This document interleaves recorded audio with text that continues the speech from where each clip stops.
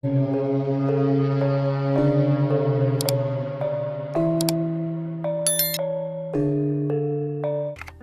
kan sebenarnya bukan satu konflik yang simetris pertama kali sebenarnya, Prof. Ini sudah terjadi perulangan dari sejak zaman pra-Kristen, sejak era Kristen, pra-Islam, sampai zaman Islam. Pertempuran-pertempuran ini juga sering terjadi antara orang-orang Yahudi dan orang-orang Arab sebenarnya. Kalau kemudian ada atribusi-atribusi agama yang melekat, ini memang tidak bisa dihindari, karena ketika orang Eropa berperang dengan orang Arab pun, yang kemudian kita kenal dengan perang salib, atribusi agama juga nempel di situ. Selalu dibawa ya? Selalu dibawa, karena memang legalisasi konflik yang terjadi di Timur Tengah ini memang selalu melekat atribusi-atribusi keagamaan ini. Dan ironisnya memang, Prof, sejarah agama Islam dan Kristen itu mengikat secara permanen di tanah Israel, terutama di Yerusalem. Kalau kita baca ya bukunya Simon Sebag Montefiore ya tentang Yerusalem, atau di Islam dikenal sebagai Baitul Maqdis ini memang kalau kata Simon Sebag Montefiore ya, bahwa Yerusalem sendiri ini adalah kota yang dibangun dari ceceran darah yang berlapis-lapis, karena memang perang antara bangsa Arab dengan bangsa Israel ini memang tidak pernah berhenti dari sejak zaman sebelum Islam ada, sejak Kristen ada, ini memang sudah terjadi. Kalau di buku, di sejarah diceritakan mulai dari zaman Titus Vespasian sampai zaman As-Soffah, seorang raja di dalam pemerintahan Islam di Irak, di Arab, itu juga sudah terjadi perang-perang itu, sampai kemudian terjadi perang salib hingga zaman Benjamin Netanyahu ini. Dan juga perang-perang regional yang sifatnya melibatkan orang Arab dan orang-orang Israel ini juga sudah sering terjadi ya, perang 6 hari di Gurun Sinai, Yom Kippur, sampai terjadi hari ini. Artinya secara kesimpulan besarnya, Prof, ini bukan perang agama, ini betul-betul persoalan geopolitik dan geoekonomi sebenarnya. Dan perang kali ini juga dipicu oleh berbagai kepentingan-kepentingan perjanjian dagang Eropa dengan orang Arab dan orang-orang Asia Selatan yang kita kenal dengan IMEEC. Nah, ini yang ya orang yang mungkin tidak tahu tentang persoalan-persoalan ini sebenarnya, bahwa India Middle East Europe Economic Corridor ini menjadi permasalahan baru ketika fungsi-fungsi dari Laut Merah dan Selat Hormuz ini kemudian dibuntungi oleh perjanjian ini. Nah, ini jadi itu ada kepentingan India di Asia Selatan, ya. Kemudian ada Timur Tengahnya yang di jembatannya, dan masuk ke Eropa. Jadi tiga rumput besar ini, India, Timur Tengah, dan Eropa. Ya, jadi mata rantai peta baru, mata rantai supply chain ini memang membuat beberapa negara Arab sendiri, termasuk Asosiasi Negara Teluk, ini dirugikan dengan perjanjian ini. Ini juga yang kemudian memicu permusuhan. Perjanjian itu adalah yang diputuskan dalam sidang G20 ketika itu, bahwa Eropa, dalam hal ini negara-negara Eropa, akan membuat satu rute baru untuk mata rantai supply chain-nya, logistik, dari Eropa ke Asia Barat, dan juga dari Asia Barat ke Eropa, yang menjadikan pelabuhan penghubung hanya di Uni Emirat Arab dan Haifa di Israel. Artinya terusan Suez juga tidak akan begitu berfungsi, dan jalur-jalur supply chain yang biasanya menggunakan Selat Hormuz ini juga akan terkurangi. Nah, pertikaian-pertikaian ini yang bisa merugikan banyak pihak di negara-negara Arab ini semakin memperkeruh permusuhan-permusuhan yang sudah terbangun selama berabad-abad itu. Artinya, it's real politics, it's real economy. Jadi tidak ada hubungannya dengan atribusi-atribusi agama seperti yang membuat orang Indonesia terlena, yang seolah-olah orang Kristen menjadi pendukung Israel, orang-orang Islam menjadi pendukung Palestina dan Iran dalam hal ini. Ini sebenarnya tidak terlalu sesederhana itu. Ini jauh melewati pemikiran-pemikiran orang yang selalu menghubungkan konflik di Timur Tengah itu dengan atribusi-atribusi agama. Itu bukan soal itu sebenarnya. Kalau di dalam sejarah-sejarah Islam terutama, memang orang Iran ini dianggap sebagai orang yang punya kemampuan untuk lebih memfokuskan dirinya terhadap ilmu pengetahuan. Salah satu contoh kalau di dalam sejarah Islam itu ada Salman Al-Farisi. Ini seorang arsitek yang oleh Nabi diminta untuk menggali parit. Bagaimana ini cara menggali parit sebagai alat komponen pertahanan wilayah Madinah ketika itu. Nah, disebut dengan perang Khandaq ketika itu. Perang Khandaq ini artinya parit. Nah, ini adalah strategi yang dilakukan oleh Salman Al-Farisi karena dia punya bakat dalam sebagai bangsa Persia. Dia punya bakat untuk mungkin kalau hari ini ya dalam teknik-teknik sipil seperti engineer gitu. Sehingga memang orang-orang Persia ini dianggap punya kemampuan lebih, terutama dalam hal ilmu berhitung dan dalam ilmu pengetahuan. Nah, ini juga dalam peradaban Islam sendiri ada beberapa ya, seperti Maimonides misalnya. Ini juga adalah orang-orang dari keturunan Persia yang punya akar ke dalam keturunan Persia, yang dianggap punya pemikiran-pemikiran yang cemerlang pada masanya, termasuk Al-Khawarizmi. Al-Khawarizmi ini juga punya garis keturunan Persia yang kemudian menemukan angka 0 dalam matematika. Artinya memang mereka punya kemampuan-kemampuan lebih, orang-orang Persia ini. Nah, ini juga terjadi hari ini, sementara pada satu sisi bangsa Arab sendiri yang mengelilingi bangsa Persia ini juga sebenarnya tidak punya kemampuan itu ya. Apalagi bangsa Arab sendiri punya riwayat konflik tribal masa lalu yang betul-betul carut marut. Konflik antar suku, antar sub etnik ini juga dimiliki warisan-warisan itu oleh bangsa Arab. Nah, dalam konteks ini kemudian adalah bangsa Arab memang pada akhirnya terjepit di antara dua bangsa yang memiliki kemampuan teknologi yang luar biasa, kemampuan ilmu pengetahuan yang luar biasa, yaitu bangsa Yahudi dan bangsa Persia, dan di tengah-tengahnya adalah bangsa Arab. Sehingga bangsa Arab ini selalu menjadi mainan-mainan berbagai akselerasi politik maupun ekonomi yang terjadi di dalam kawasan itu. Ya, sebenarnya memang dari sejak dulu epicentrum berbagai konflik pertarungan geopolitik dan geoekonomi ini kan selalu berpusat di Timur Tengah memang. Ya. Seandainya mungkin Timur Tengah ini tidak punya ikatan sejarah terhadap agama-agama dan mungkin tidak menemukan minyak juga, ini persoalannya menjadi lain.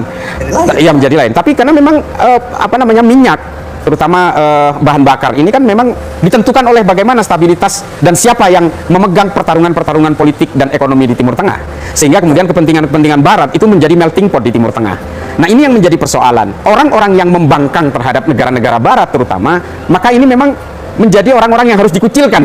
Ini kan memang sejak dulu, termasuk apalagi yang kurang dari Ayatullah Khomeini misalnya, ketika dia melakukan revolusi di Iran.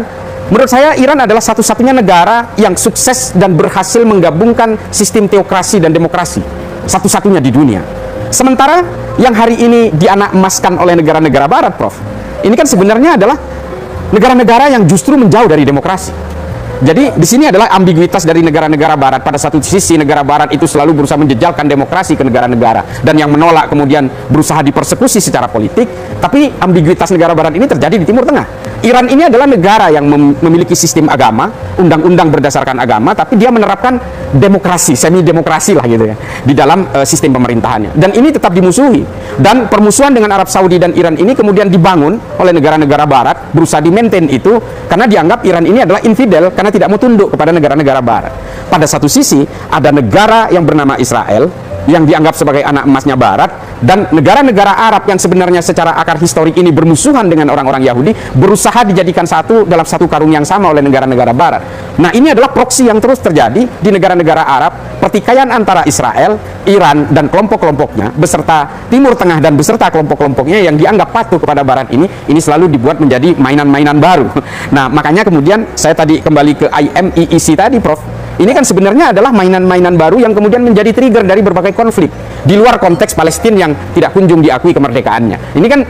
Ini kan adalah mainan-mainan yang memang sengaja dihidupkan terus supaya kontrol negara Barat ini terus terjadi di Timur Tengah. Belum kita bicara soal industri senjata dan sebagainya, ini adalah persoalan lain.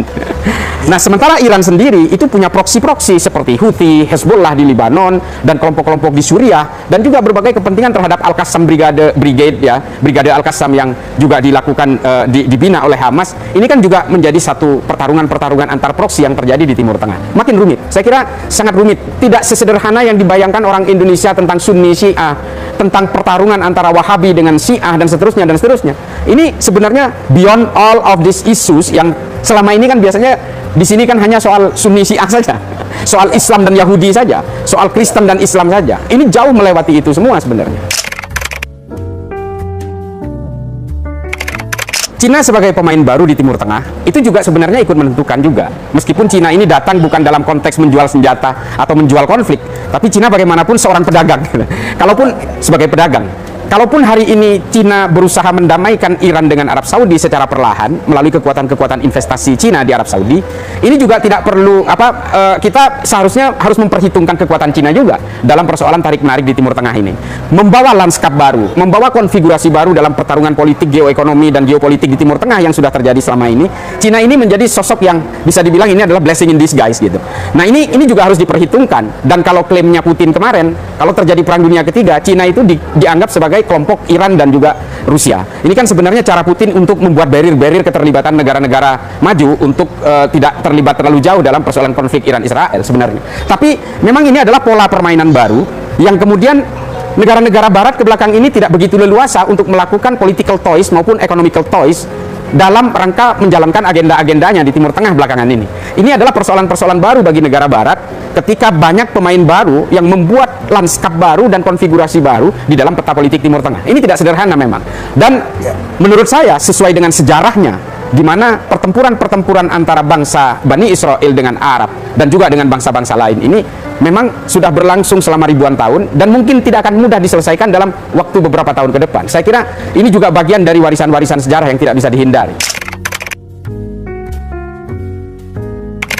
Ya, kalau saya tetap berkeyakinan satu hal yang sangat penting di dalam beragama, saya selalu menyuarakan ini, bahwa ketika umat beragama ini hanya selalu memikirkan soal politik, maka yang terjadi adalah berbagai gerakan-gerakan kekerasan, peperangan, pertempuran, perselisihan, permusuhan, dan seterusnya. Tapi ketika kita berkolaborasi dalam ilmu pengetahuan, maka yang kita pikirkan adalah peradaban manusia. Saya sangat sepakat dengan Abraham Accord itu, yang kemudian membuat coexistence gitu ya, membuat hidup berdampingan di sana itu, melupakan berbagai sejarah-sejarah permusuhan masa lalu, sehingga kemudian yang terjadi adalah hubungan-hubungan yang saling menguntungkan. Yang menjadi persoalan kan memang ada kerikil dalam sepatu yang tidak kunjung selesai, yang bernama Palestina ini. Nah, Palestina ini kemudian melekat kepada atribusi primordial. Ini yang menjadi masalah memang. Atribusi primordial seperti agama dan kesukuan antara Arab dan orang-orang Yahudi, bangsa Bani Israel, apalagi dihubungkan dengan Kanaan yang dianggap sebagai tanah yang dijanjikan. Ini memang kemudian lebih men-trigger kepada konflik-konflik ke arah politik. Orang tidak tahu bahwa kalau kita tidak lagi bertumpu kepada persoalan-persoalan politik, maka kita akan lebih memikirkan tentang kemanusiaan dan perdamaian. Maka saya ingat kata-katanya Paus Pius ke-12 ya, bahwa ketika kita itu hanya bertumpu dan memikirkan tentang peradaban manusia lewat ilmu pengetahuan, maka yang tercipta adalah perdamaian. Dan di dalam perdamaian itu, orang tidak akan lagi memikirkan pembunuhan massal secara sengaja. Hanya dalam perang karena persoalan politik lah orang-orang itu dengan sengaja mematikan massal orang lain. Nah ini, maka kemudian yang harus diciptakan adalah pemikiran-pemikiran untuk terlibat langsung dalam peradaban manusia. Ini menjadi penting bagi kita hari ini. Dan itu juga berkali-kali dikatakan oleh Rasulullah, bahwa manusia itu harus berakhlak, harus bisa menjadi rahmat bagi umat manusia yang lain sampai kiamat, sehingga manusia kemudian hanya memikirkan tentang peradaban manusia yang bertumpu kepada cinta dan perdamaian. Perang itu tidak lagi boleh menjadi DNA dari orang-orang yang mengaku suku apapun atau agama apapun. Hari ini orang di Indonesia terpolarisasi, dukung Iran, dukung Israel, dan segala macam. Dukungan-dukungan itu lebih bertumpu kepada kepentingan perang masalahnya. Bangsa kita ini adalah mental penonton pertandingan. Orang tidak pernah berpikir bahwa perdamaian itu adalah kemenangan yang nyata. Ini kata Allah di dalam Al-Quran. Nah, gini, itu kemenangan yang nyata. Iya. Itu dia, makanya kemudian apakah kira-kira kalau Palestina ini diakui kemerdekaannya, persoalan di Timur Tengah antara Israel dan negara-negara sekelilingnya ini akan selesai? Saya kira tidak. Saya kira tidak, Prof. Karena memang ini adalah warisan-warisan sejarah yang diwariskan oleh agama-agama. Orang-orang Yahudi merasa bahwa ya inilah tanah yang dijanjikan. Ini adalah tanah yang dijanjikan. Orang Arab juga punya akar sejarah yang sama, bahwa Yerusalem, Baitul Maqdis itu, di situ ada depositnya Islam di sana. Demikian juga orang Kristen. Makanya kalau kata Simon Montefiore dibilang bahwa Yerusalem ini akan terus menjadi epicentrum konflik, karena memang dia ditakdirkan menjadi kota satu Tuhan, kuil bagi tiga agama, dan ibu kota dari dua negara. Nah ini memang selalu menjadi epicentrum. Nah, kalaupun memang kita semua harus menyelesaikan berbagai konflik yang terjadi di sana, ya hanya satu, mari kita bertumpu kepada peradaban manusia agar tercipta perdamaian-perdamaian yang abadi. Kita semua ini diciptakan oleh Tuhan yang sama. Ini sering saya ulang-ulang. Betul. Kalau saya lahir di Israel, maka saya menjadi Yahudi dan mungkin beragama Yahudi. Ini karena saya lahir di Madura aja dan menjadi orang Madura, maka saya Islam. Nah ini yang iya, ada takdir. Nah ini kemudian yang mengikat orang-orang, seolah-olah kemudian karena saya ini lahir Islam dari suku Arab misalnya, lalu ya ini adalah suku yang sempurna. Demikian juga orang Israelnya menganggap saya adalah yang paling sempurna. Nah ini saya ingat ajaran tulisan-tulisan filsafat, misalnya Arthur Schopenhauer misalnya, yang mengatakan bahwa orang yang sudah terlalu kena musibah terlalu sering itu akan menjadi manusia yang sempurna. Nah orang-orang Yahudi ini kan sudah terbantai dan terpersekusi selama bertahun-tahun. Dia merasa menjadi Ubermensch, jadi menjadi manusia yang sempurna. Nah ini juga tidak boleh, bahwa tidak ada manusia yang sempurna. Semua manusia ini memiliki kekurangan dan kelebihan yang sama. Maka sebenarnya akselerasi peradaban manusia ini harus dibangun dalam satu wadah bejana perdamaian. Ada berita yang saya baca barusan, Prof, bahwa Saudi diduga ikut menghalangi rudal-rudal Iran ke Israel kemarin. Intercept. Dia melakukan intercept. Tapi ini baru diduga. Tapi saya kira kalau kita melihat perjanjian-perjanjian seperti IMEC misalnya, IMEC yang dibangun oleh India dan Eropa, ini sebenarnya kan Saudi juga diuntungkan oleh perjanjian ini. Karena perjalanan darat dari Uni Emirat Arab sampai ke Haifa, Israel, ini melewati daratan-daratan Saudi. Artinya Saudi menjadi penentu utama dari pergerakan supply chain logistik ini, perdagangan antara Eropa dan Asia Barat. Nah, di satu sisi dia juga terkunci oleh berbagai kepentingan-kepentingan Cina yang sudah tali temali di Arab Saudi, karena investasi Cina juga tidak sedikit di Saudi hari ini. Nah, ini juga kemudian pada satu sisi juga Saudi masih juga belum bisa lepas dari berbagai trajektori yang dilakukan oleh Amerika. Nah, ini menjadi satu ambiguitas sendiri bagi Saudi sendiri hari ini. Tapi saya kira ketika Saudi sudah mulai melakukan rekonsiliasi dengan Iran atas inisiasi Cina, ini juga menjadi satu peta baru di dalam lanskap pertarungan politik di Timur Tengah.